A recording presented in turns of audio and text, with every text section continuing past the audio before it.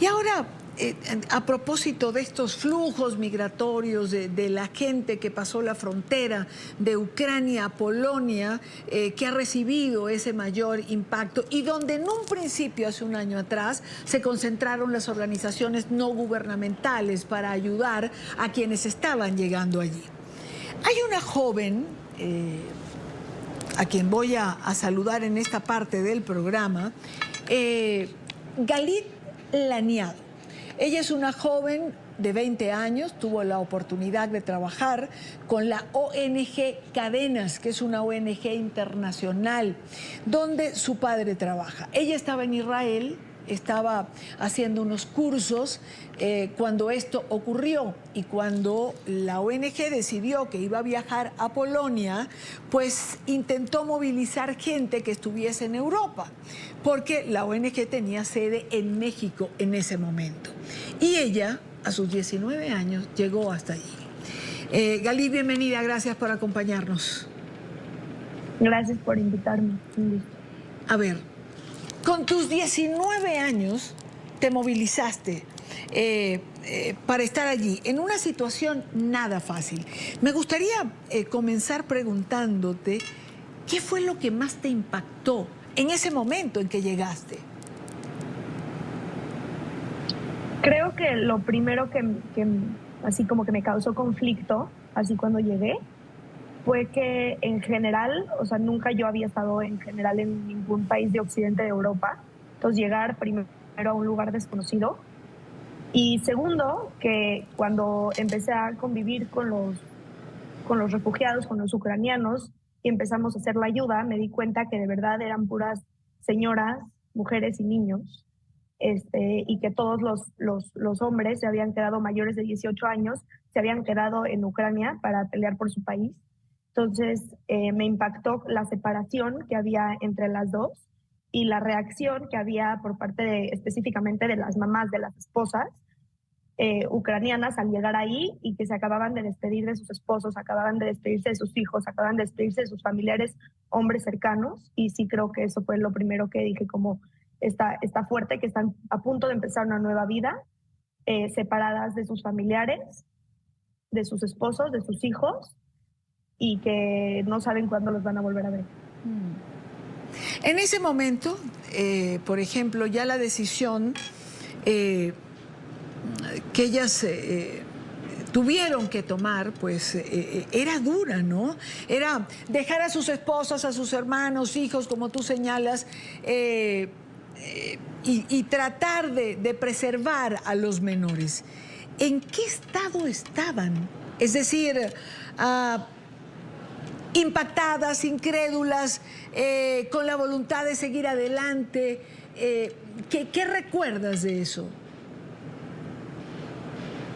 Creo que era como muchas emociones encontradas, porque por una parte tenían que ser fuertes y tenían que ser valientes por sus hijos o por sus familiares con las que se fueron, y tenían que ser resilientes y salir adelante para poderles darle una vida digna a la gente con la que salieron de Ucrania.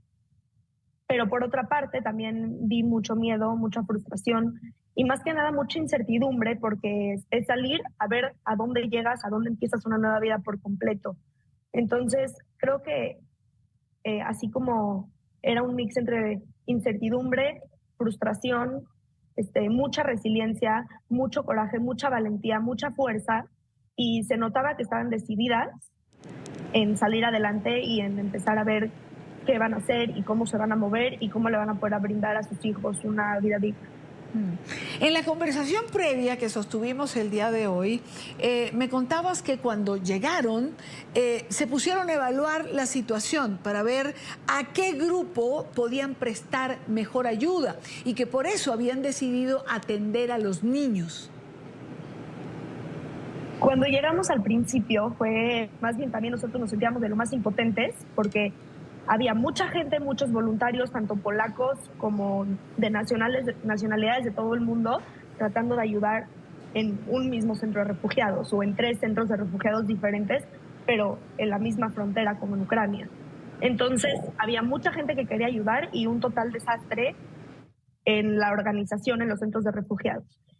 nos pusimos a ver y nos dimos cuenta que primero estaban viendo muchos, o sea, sucedió mucha trata de personas en los centros de refugiados, de gente que se aprovechaba de la situación vulnerable de los refugiados que estaban ahí. Y por otra parte, uno de las víctimas eran los niños, porque no tenían con qué, o sea, estaban volando por el centro de refugiados entre la crisis de las mamás y en general la incertidumbre que estaban tratando de resolver. También los niños estaban un poco dispersos.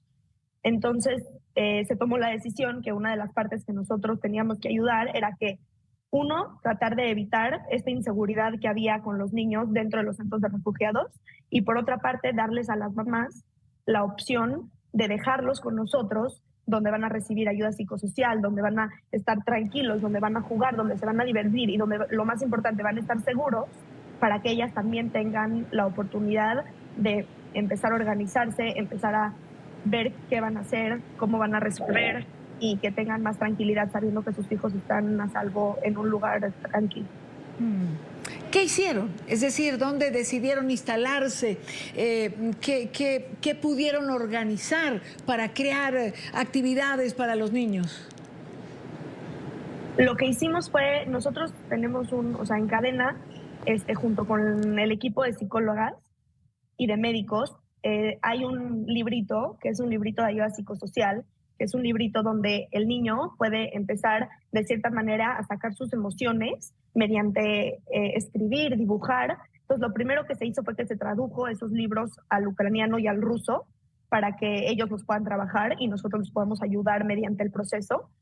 Pero para poder lograr esto necesitábamos un espacio. Entonces, primero fuimos a un centro de refugiados donde habían, cuando nosotros fuimos, alrededor de 9,000 personas, y encontramos un espacio, porque era un centro comercial este lugar que fue desalojado. Entonces, encontramos un espacio que era una tienda donde podíamos nosotros instalar nuestro centro.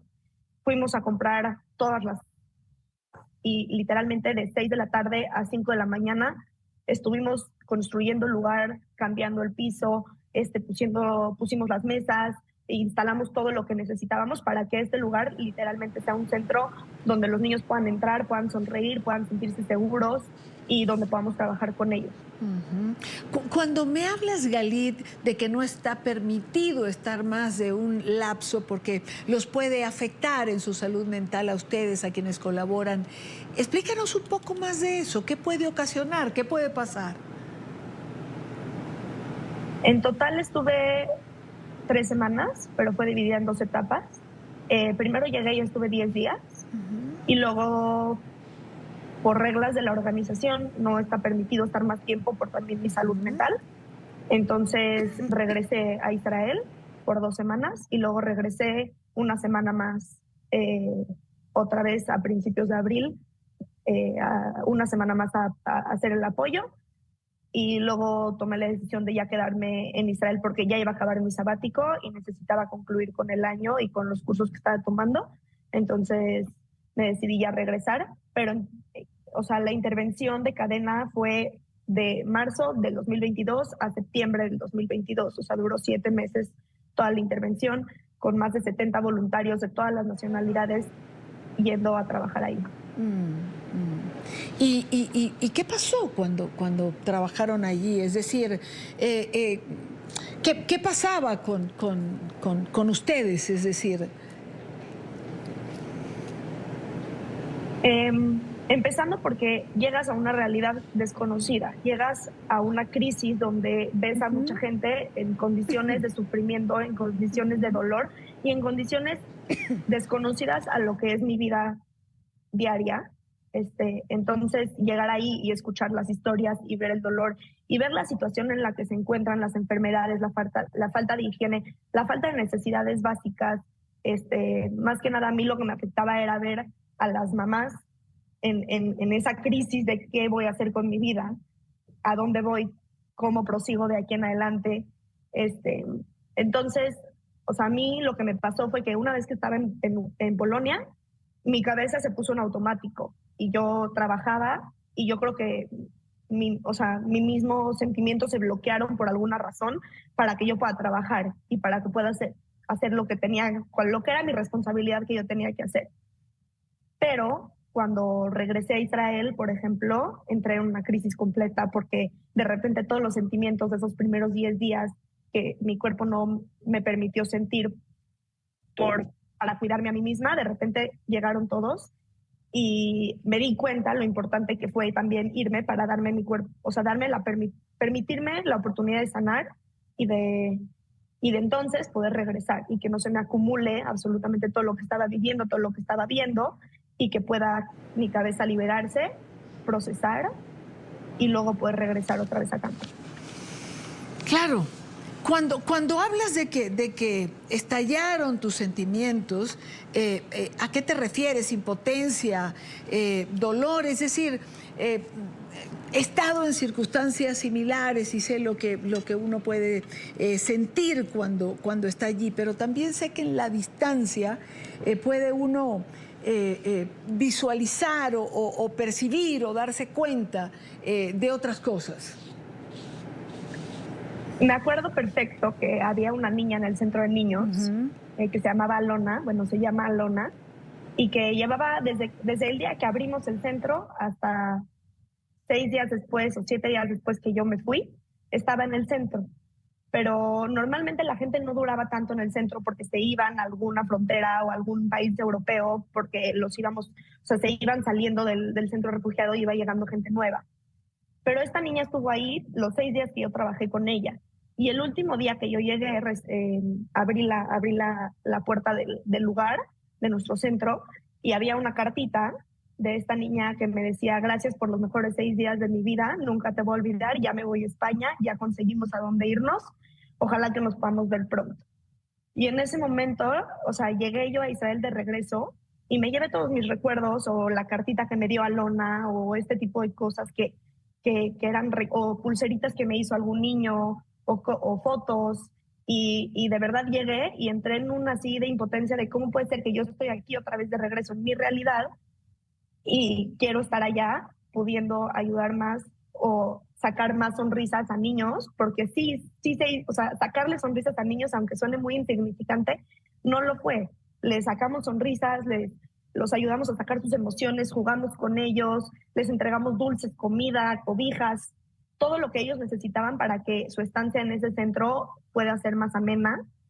Y creo que eso fue la impotencia justo que estabas tú diciendo de, híjoles, no quiero estar ahorita aquí, quiero estar allá sacando más sonrisas porque puedo hacerlo y porque a mí, gracias a Dios, estoy bien, estoy completa, estoy sana, estoy en un ambiente donde puedo ser libre, puedo hacer lo que necesite, puedo crecer, puedo estudiar y ellos están empezando una nueva vida y me toca estar ahí con ellos. Entonces, creo que más que tristeza o cualquier sentimiento que surgió después fue esa impotencia de quiero regresar, quiero estar allá, no quiero seguir con mi vida aquí cuando puedo estar allá.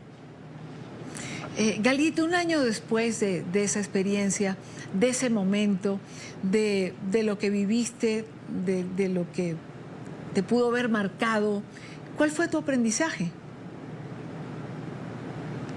Primero que en esta vida es seguro, nada en esta vida es estable por siempre, siempre van a haber retos y siempre van a haber cosas y que tenemos que ser profundamente agradecidos con lo que tenemos, porque uno nunca sabe, y justo con lo que pasó ahorita en Turquía, lo recalco otra vez, y en Siria, uno nunca sabe cuándo de repente tu mundo puede cambiar y dar un giro de 180 grados. Cosas insignificantes podemos hacer que de verdad ayudan mucho a la gente, por más de que yo no soy psicóloga, por más de que yo no soy especialista en cualquier otro tipo de situación específica para la ayuda humanitaria. Digo, estudio una carrera, pero en ese momento tampoco lo era una niña de 19 años, pero que pude ir y pude hacer una diferencia con cosas muy básicas y que lo podemos aprender día a día y que podemos hacerlo día a día en nuestras realidades. No se tiene que caer el mundo, no tiene que pasar una crisis humanitaria para que podamos hacer una diferencia, sea donde sea que estemos, sacando sonrisas, saludando a la gente, siendo cordiales, yendo a intervenciones humanitarias al lado de mi casa, haciendo lo que podamos hacer para poder hacer, aunque sea una diferencia y aunque suene muy cliché, dar nuestro granito de arena en la situación en la que estemos. Galit, Realmente te agradezco muchísimo tu tiempo, te agradezco el compartir tu experiencia con nosotros, te agradezco la sabiduría de tu aprendizaje, lo que nos dejas, el saber que en la vida nada es seguro, que no se tiene que tener mucho para poder ayudar a la gente. Te agradezco mucho, de verdad, el que me hayas permitido poder conversar contigo hoy en la tarde. Muchísimas gracias a ustedes, fue un placer. El placer fue mío, de verdad. Ella es una joven de 20 años. 19 años tenía cuando fue a la frontera.